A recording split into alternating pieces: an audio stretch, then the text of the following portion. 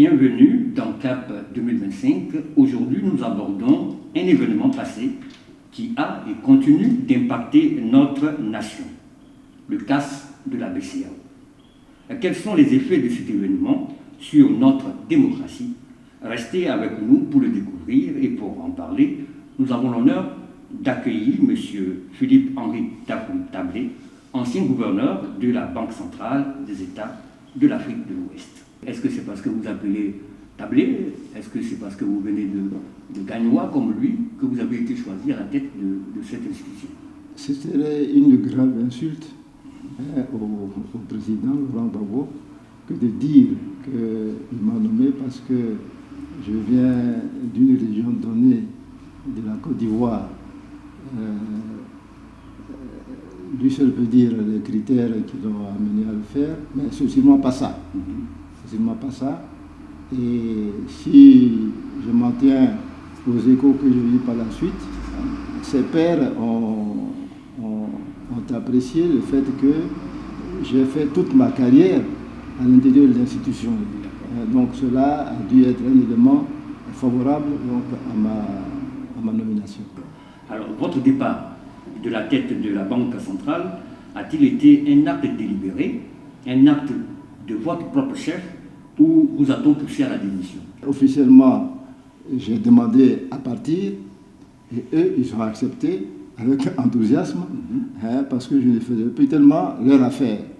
Voilà, puisque nous étions en désaccord fondamental sur la façon dont devait se comporter la Banque centrale au regard de la crise post-électorale en Côte d'Ivoire. Nous, au niveau de la Banque centrale, nous avons estimé que cette question était essentiellement politique et ne concernait pas la Banque centrale.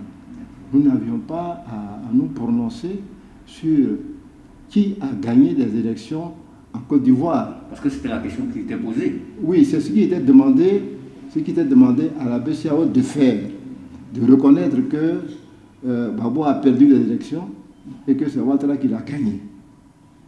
Mais ce faisant, nous serions immixés dans une affaire qui est intérêt à un État et une affaire qui n'est même pas le domaine d'évolution de la banque. Et ça allait être une position contraire au statut de la banque. Donc nous avons refusé en disant que ce n'était pas notre champ d'action et que nous sommes dans le domaine financier, économique, etc., mais pas politique. Et c'est pour ça que nous n'avons pas accepté, comme on nous le demandait, de faire un communiqué pour reconnaître le gouvernement du Golfe. Alors, revenons, si vous le permettez, monsieur le gouverneur, sur un événement tragique, le casse ou le braquage, pour certains, de la BCEAO en 2010. Que s'est-il passé exactement durant le casse de la BCEAO? La Banque centrale a-t-elle été réellement braquée? En réalité, il n'y a pas eu de casse.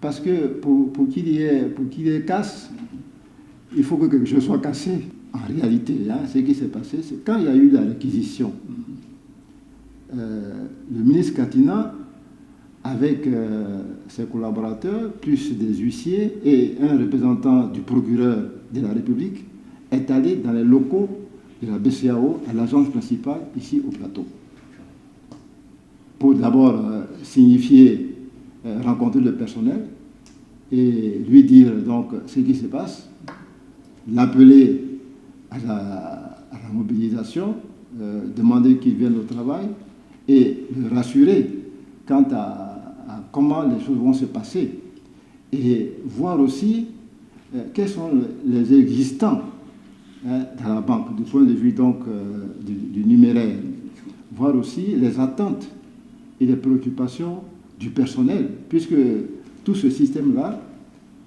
passait maintenant sous le contrôle de l'État de Côte d'Ivoire. Donc il fallait voir de quoi on hérite. Voilà. Et c'est pour cela que le ministre donc, Katina est allé, il a rencontré le personnel. Et puis après il est parti. Donc le ministre Katina n'est pas entré dans les bureaux et encore moins au caveau. Bon, donc, il n'y a pas eu de casse, il n'y a pas eu de vol. Le ministre Kone Kantina n'est pas venu avec des camions pour remplir ces camions d'argent et partir. D'ailleurs, ce que vous dites me fait penser quand j'étais en audience, enfin, on passait devant les tribunaux. Le juge, le président du tribunal a dit comme ça, oui, le ministre Kantina a volé 300 milliards, etc. J'ai levé la main pour lui dire, Monsieur le Président, est-ce que vous avez une idée de la quantité que constitue 300 milliards? Même en bien de 10 000, ça fait des cartons ou bien des caisses, pratiquement des conteneurs. Alors, comment le ministre Kantina, qui pour sauver sa vie a fui en passant par Noé, etc., et quelquefois en pirogue, pouvait donc avoir toutes ces caisses d'argent sur sa pirogue en train de pagailler pour sortir donc du danger? Non. C'est pour dire qu'effectivement, le casse n'a pas existé. C'est pas vrai. C'est pas vrai, et c'est ça qui est dommage, parce que pour un pays comme la Côte d'Ivoire, il ne faut pas que la politique se fasse sur des mensonges. C'est ça. Les autorités de la BCEAO, en agissant ainsi, est-ce que ce n'était pas une sanction qui était appliquée à la Côte d'Ivoire? C'était au plan économique. Asphyxier l'État de Côte d'Ivoire. Oui, effectivement. C'est-à-dire ça rentrait dans un plan commun, cette fois-ci réel. Hein. Ça rentrait donc dans ce plan-là de liquider le président Gbagbo, de le mettre, j'allais dire, entre guillemets, hors d'état de nuire, hein, selon eux. Alors, ils ont tenté de le faire de différentes manières, parce que l'éliminer, le mot éliminer contient... Sinon vitrifier, comme disait Sarkozy. Voilà, hein, donc, si on veut éliminer, on peut tuer en éliminant, on peut écarter, on peut museler, etc. Mais enfin, faire en sorte qu'il ne soit plus gênant pour qui que ce soit, hein, dans leur camp. C'était ça. Alors, on n'a pas réussi à le tuer. C'était dans le sous-sol où on était, les bombardements ont eu lieu, etc. Il y a eu beaucoup de choses qui ont été faites pour pouvoir l'éliminer, même à son arrestation. Le président a eu beaucoup de courage. Bon. Mais vous aussi, vous avez eu beaucoup de courage parce que vous étiez au bunker aussi. Comment ça s'est passé? Non, il n'y a pas de bunker. Il n'y a pas de bunker. Il n'y a pas de bunker, parce que quand on dit bunker, c'est un sous-sol. C'est un terme militaire qui veut dire que c'est fortifié, il y a des lucarnes, il y a des fortifications, il y a des canaux, etc. Bon. Mais c'est un sous-sol comme on en trouve dans toutes les maisons. D'accord. Alors, nous comprenons mieux les circonstances, mais quelles ont été les répercussions immédiates sur le paysage politique de la Côte d'Ivoire, parlant du casse? J'insiste qu'il n'y a pas eu de cas parce que c'est important, c'est sur tout ça que repose l'éviction du nom du président Gbagbo de la liste électorale.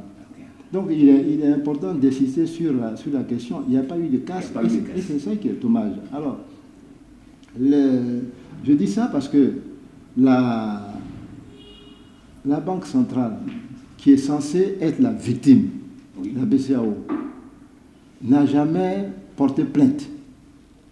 Jamais. Jamais. Et vous êtes bien placé pour le dire. Oui. Et puis bon, tout le personnel qui était là, quand la réquisition a eu lieu, hein, ce n'étaient pas tous des amis du président Gbagbo. Il y avait de tout dedans. Donc quelqu'un au moins peut se porter témoin pour dire que oui, j'ai vu Kantina traînant une caisse de billets et le mettant dans un camion. Mais rien de tout ça. Un genre de coup monté pour pouvoir donc éliminer, comme j'ai dit, le président. Alors, c'est les faits, hein, c'est des faits.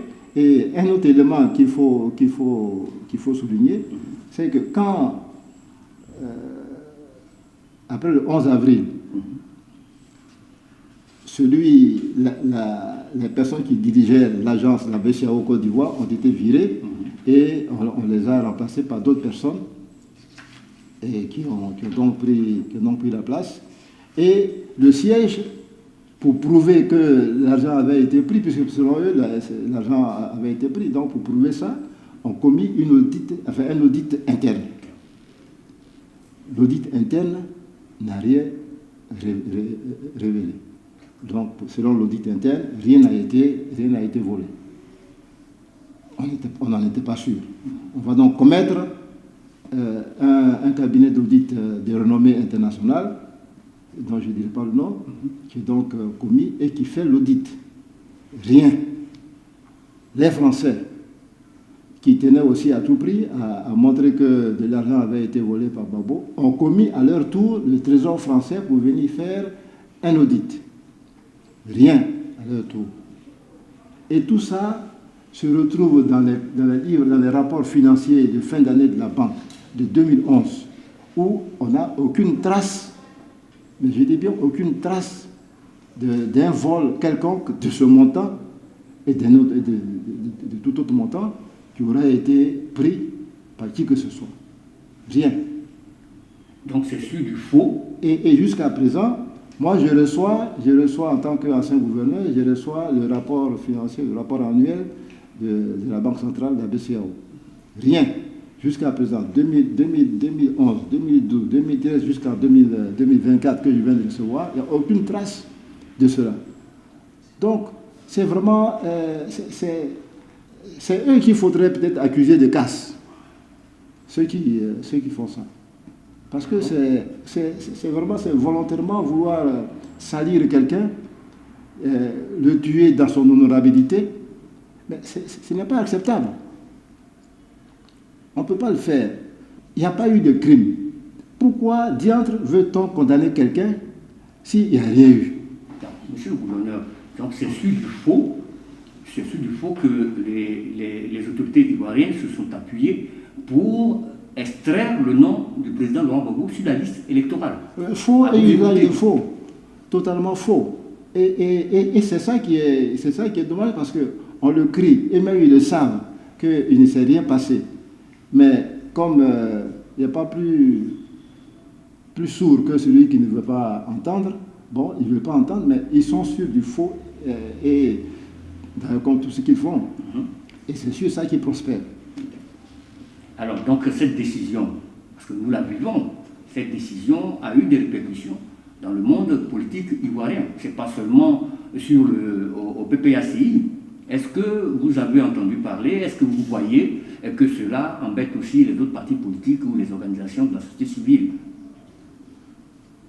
Bon, sur ce point-là, il faut peut-être dire aussi que beaucoup pensent que se battre pour la réinscription du nom du président Gbagbo sur la liste électorale est une affaire personnelle au président ou bien personnelle au PPACI. Mais c'est une grave erreur que de penser cela. C'est une grave erreur. Et pourquoi? Gbagbo est un symbole aujourd'hui. Il est le symbole de la résistance. Il est le symbole de la souveraineté. Donc, le symbole-là, il appartient à tout le monde. On est symbole pour une communauté, pour un pays. Et si on s'attaque au symbole, ça veut dire qu'on s'attaque aux autres. Aux autres qui considèrent que c'est un symbole.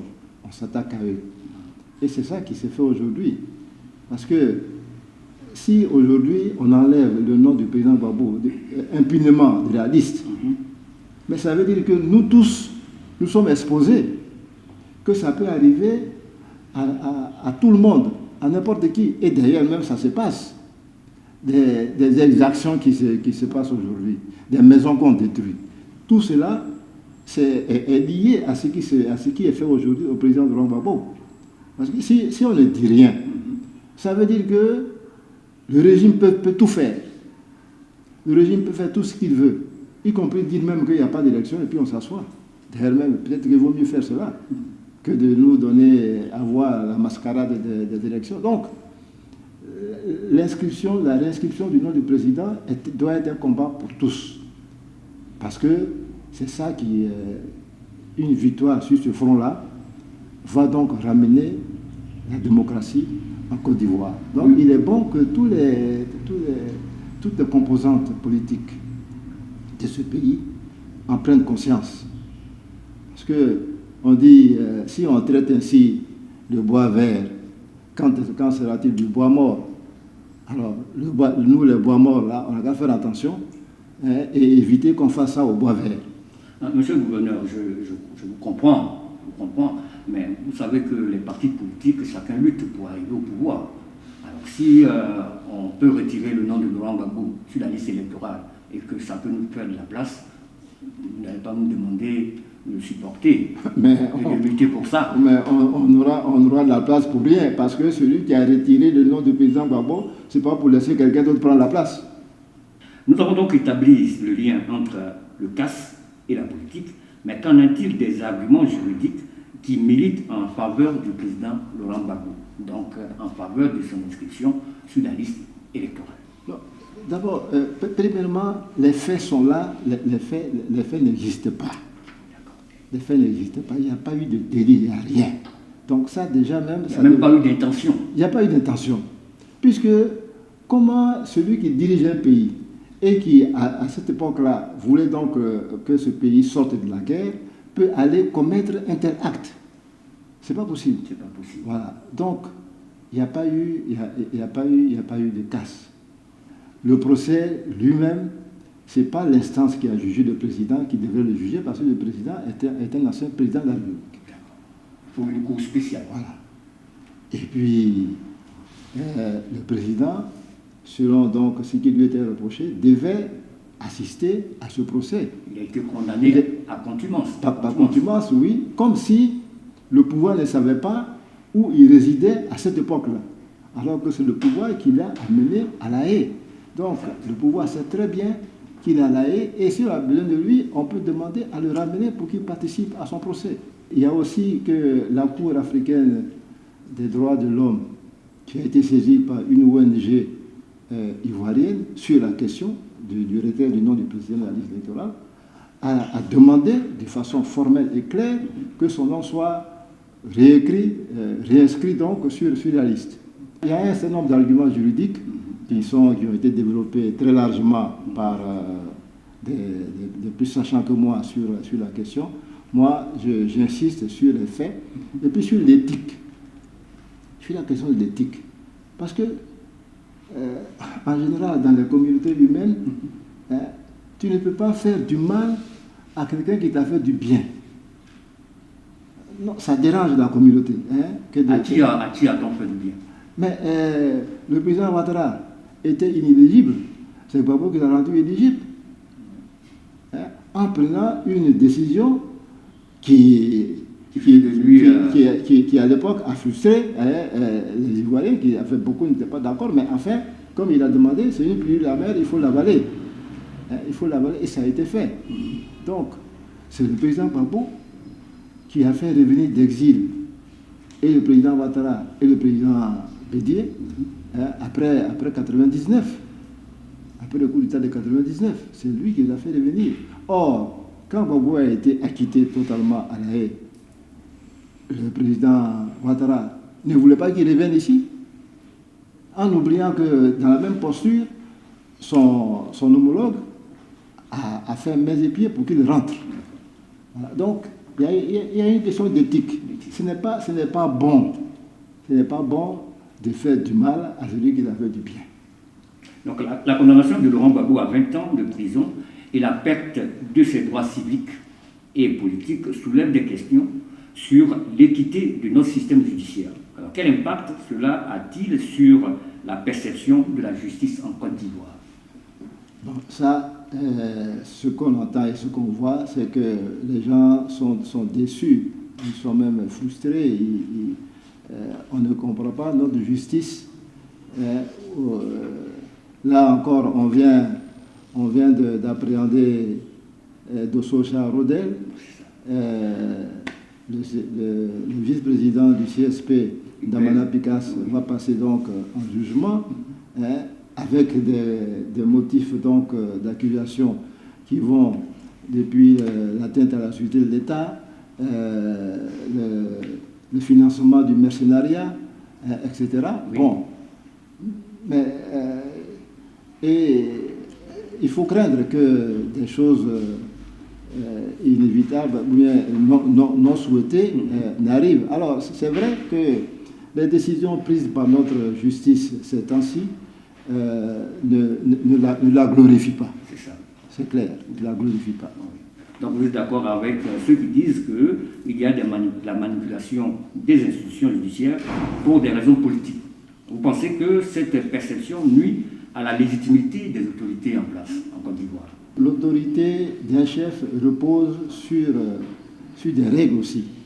Hein? Alors, si l'autorité elle-même bafoue les règles, à ce moment-là, la grande masse à qui donc ces règles s'appliquent aussi peut voir la chose autrement et peut prendre des positions qui sont peut-être qui seront des positions qui ne sont pas de nature à faire en sorte que la paix règne dans cette communauté. Je m'en voudrais si je ne vous posais pas cette question avant de nous séparer. Alors, envisagez-vous que la création d'une monnaie africaine pourrait contribuer à stabiliser la situation économique dans le contexte actuel? Quand je dis ça, je pense à l'AES, qui sont déjà réunis. On nous dit que bientôt une monnaie va sortir. Est-ce que cette monnaie est viable? Est-ce qu'il est bon de penser qu'un jour, les pays africains pourraient battre monnaie, leur propre monnaie? D'abord, je pense que au plan le PPACI adhère à la mise en place d'une monnaie communautaire, oui. Hein, mais souveraine. Hein, donc, on pense que du point de vue de notre idéologie qui est panafricaniste, nous devons donc aller à une monnaie communautaire qui sera un puissant moyen pour les échanges, pour activer des échanges entre les pays. Essayez d'imaginer que toute l'Afrique de l'Ouest, ou bien même toute l'Afrique, on a une même monnaie, qu'on va appeler bêta, par exemple. Bon, ça veut dire qu'avec mes bêtas en poche, je me lève, je vais au Burkina, je me lève, je vais en Libye, je me lève, je vais partout. Je n'ai pas de problème de change à faire. Et ça permet, ça va booster le commerce. Et si le commerce est boosté, c'est la production qui va être boostée, parce que si les gens vendent beaucoup, ça veut dire qu'il faut donc en arrière-plan fabriquer beaucoup. Donc c'est la production, c'est les usines, c'est les industries qui vont être créées. Donc il est fondamentalement bon que nous allions à des monnaies, à une monnaie communautaire, et que chacun ne reste pas isolé dans son coin. Ça fait une certaine balkanisation qui empêche les produits de circuler. Et puis, remarquez, nous produisons les mêmes choses. Donc finalement, chacun est tourné vers l'extérieur, hors d'Afrique. Alors qu'on on est là, on est voisins, on aurait pu avoir des économies complémentaires. Et c'est ce qu'une monnaie commune peut apporter. D'accord. Monsieur le gouverneur, faisons de la politique fiction. 2025, Laurent Gbagbo remporte les élections présidentielles en Côte d'Ivoire. Je vous appelle en tant qu'expert à lui donner des conseils. Quels sont les premiers conseils que vous donnerez au plan économique et financier? Qu'il m'appelle en tant qu'expert, bon, qu'il m'appelle ou qu'il ne m'appelle pas, je pense que ce que moi j'aurais souhaité, c'est qu'effectivement, le programme de gouvernement du PPACI qui est donc élaboré et qui va bientôt être officialisé, être publié, que ce programme-là, les éléments qui sont dans ce programme-là soient réellement appliqués, parce que je suis convaincu que tous les éléments qui ont été retenus permettront donc à notre pays de sortir de la pauvreté et permettront à notre pays d'être un pays qui compte dans la sous-région et en Afrique. Aujourd'hui, nous avons beaucoup de secteurs où dans lesquels donc, la Côte d'Ivoire connaît une régression au plan de l'endettement, où on a un endettement qui avoisine les 33 000 milliards, etc. C'est excessif. On peut dire que, oui, bien sûr, j'entends des gens dire, oui, mais dans tous les cas, on ne peut pas vivre sans endettement. Oui, d'accord. Et on est presque au pays qui... Oui, d'accord, on veut vivre sans endettement, mais ceux qui disent ça aujourd'hui reprochaient à Gbagbo d'avoir endetté le pays alors qu'il était à 6 000 milliards d'endettement. Aujourd'hui, on est au taux de 33, enfin au montant de 33 000 milliards, 35 000 milliards, et on dit ce qu'on dit. C'est pas vrai. Donc, il faut s'endetter parce qu'on ne vit pas en autarcie, mais tout ce qui est excessif est nuisible. C'est comme ça. Ok, merci Monsieur Philippe-Henri Dacoury pour votre éclairage sur ces importants sujets. Le cas de la BCEAO reste un rappel poignant des défis politiques, juridiques et économiques auxquels la Côte d'Ivoire fait face. Alors que nous nous dirigeons vers les élections de 2025, il est essentiel de préserver la démocratie et de restaurer la confiance des citoyens dans nos institutions. Merci à nos téléspectateurs d'avoir été avec nous. À très bientôt pour un nouveau numéro de CAP 2025. Au revoir.